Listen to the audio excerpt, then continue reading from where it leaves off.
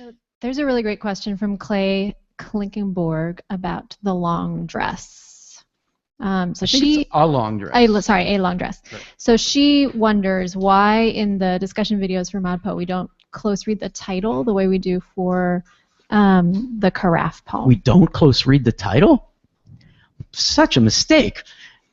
Lily, I'm going to throw this to you. A long dress. How does the title fit with our reading? Uh-oh, sorry, Lily's got a job. She's got to answer the phone. So I can't see Amaris, but I'm assuming you're there. Are you there, Amaris? Yes, I'm here. Good. Can you help us with a close reading of the title, A Long Dress? How fluent in A Long Dress are you at the moment? I don't know. I could give it a shot. Give it a shot. Okay. Well, of course it has that domestic connotation, which we knew was running through tender buttons. It could be also a meta-reference to language, the sort of idea of sort of enmeshing. When you dress up something, you're elaborating it. Yeah, that sort of embroidery metaphor for arrangement that she could possibly be referencing. Long could maybe go to that sense of like infinity that she felt with language, sort of like it going on, the process never being finished. Just first start. That's great. That's a very good start. Julia, I would invite you to connect A Long Dress to the rest of the close reading that we do and did. Clearly, the dress helps us understand that the machinery that's made by current, right, that's crackling, that creates a waste, a necessary waste in a long line, it wouldn't really be clearly about the making, the production, the manufacture of dresses without the title. So that obviously helps create some context, yes? Mm-hmm. Maybe in our close reading we just assumed that. Yeah, so the title's, unlike some of the other poems in Tender Buttons, the title's very close to what follows it. Yeah. They're sort of like of the same kind, to Right. use a word that comes up in a carafe. Is anybody willing to summarize what our interpretation of A Long Dress is? I mean, it's not easy, but Lily and I were just talking about this poem yesterday, so let me try like a sentence, and then I'll invite, let's say, Karen and Lily to do the same. Good luck, okay? This is really hard to do. Okay, so here's my summary. Wow, I didn't prepare this. Here we go.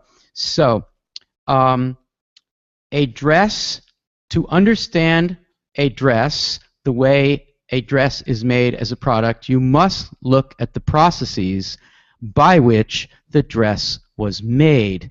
In the case of dressmaking, the most responsible, the most efficient, the most ethical, the most radical, and the most holistic way of understanding the dress is to look at manufacture, to look at the machinery that makes it, to look at the imposition of aesthetic ideas on this year's line, which makes us all buy dresses when we don't need to because last year's dresses are supposedly not beautiful and this year's are.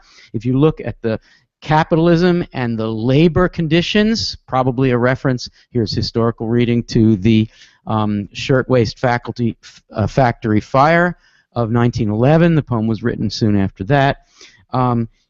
So too in poetry, one must not look at the what but the how in order to see truly behind the meaning-making of words, which is always otherwise an imposition of aesthetics upon us.